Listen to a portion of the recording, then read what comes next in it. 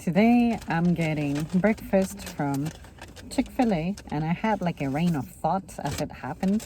I live in a world where the biscuit is now $3.59. I remember back in like 2018, I used to get it for maybe like $2.25. I swear was the highest I used to pay for it, but now it's definitely increased in price. The main focus of this video is going to be me talking about the thoughts I had as I drove here. And it's got to do with the pink tax. I don't think I have officially talked about that before on the channel. I've made mentions of the price discrepancies and how I don't believe in them, but I haven't made an actual topic about it. As I finish my breakfast, I will let you guys know what I feel about that. Let's see. This is a Chicky biscuit. I sincerely don't frequent Chick-fil-A anymore. I want to say the last time I was here was whenever you guys saw me last in a video. That's how much they disappointed me. They changed the recipe and I deadass don't recognize me having had it, but maybe that's why I didn't find it appealing anymore. I can kind of see what it is, but kind of can't. I can still tell this is from Chick-fil-A. That's the part where I can say I cannot tell the difference. But I feel like the flavor is not as bold anymore. But admittedly, with the passage of time, and as you get older, your taste begins to change. And at some point, your taste changes so much that you'll only perceive sweet, sour, bitter, and salty.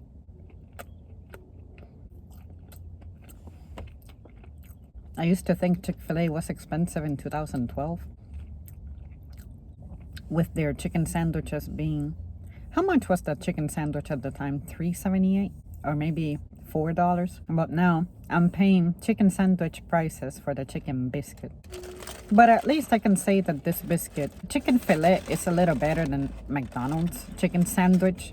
I feel like the size of this fillet is the size of the McDonald's fillet. But this one actually covers up the entire biscuit, whereas at McDonald's you have more bun than chicken breast. Now here, the chicken breast seems to be pretty uniform with the biscuit.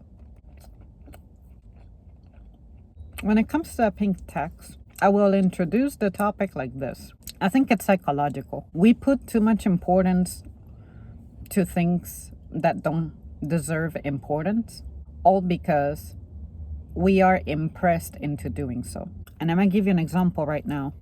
This chicken biscuit does not impress me. As a result, I'm not going to be buying it with frequency. I went from being a regular customer here to not being a regular customer here because I no longer found the value of this place. The convenience wasn't doing it for me. The experience I started getting was not doing it for me. And now the flavor is not doing it for me. I find it greasy. I don't find it as attractive. I have replaced this with meals that legitimately bring me more happiness. As a result, I am not going to be spending my money here. Now, the places I do spend my money at are definitely worthwhile for me. And I also try to plan for it so that it doesn't cause me any damage. This, for instance, this is probably the last time I'm gonna have this, probably until maybe the winter or so. Something has to happen for me to have this as my better choice. Say I'm traveling, something like that. But I can promise you that I'm not going to be craving this anytime soon. There's the mentality of I can get this because I deserve it. I feel like the pink tax is argued against from an ego perspective. Because if you were simpler as a person, you wouldn't feel that way. Because you wouldn't be marketed toward as much. And when I open up the official topic for that, it'll make a lot more sense. Right now I'm eating, so I'm kind of like pretending there's someone sitting next to me and I'm just having a conversation with a friend, randomly talking about it, but this is not really the time to go in depth with it.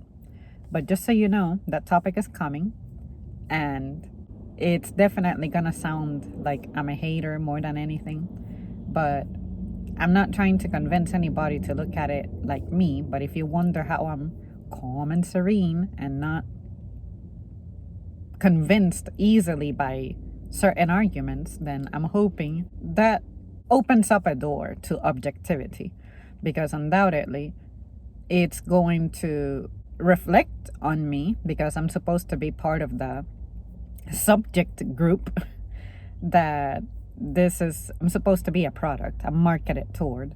But I am hoping to also explain and demonstrate how and why I'm not as easily marketed toward. That's the whole point. So yeah, you guys, anyways, enough of me rambling. I just kind of missed doing that, just sitting here rambling. I'm gonna finish the rest of this. Then I have another item that we are actually going to look at. And after that, I'm hoping I have enough time to dive into a topic. Okay. Yeah, Chick-fil-A. I'm so glad that I've moved on from this place. It happened to be on the way, and I kept getting emails talking about what I can redeem. So I said, well, let me go there. And I didn't think I would have enough for the biscuit, but I happen to have just enough for the biscuit. I think I have like 6 points now. Just like Starbucks, I only have 1 point left on the app, because when I reviewed that midnight drink, I used up the last round of points I had, and it worked out perfectly.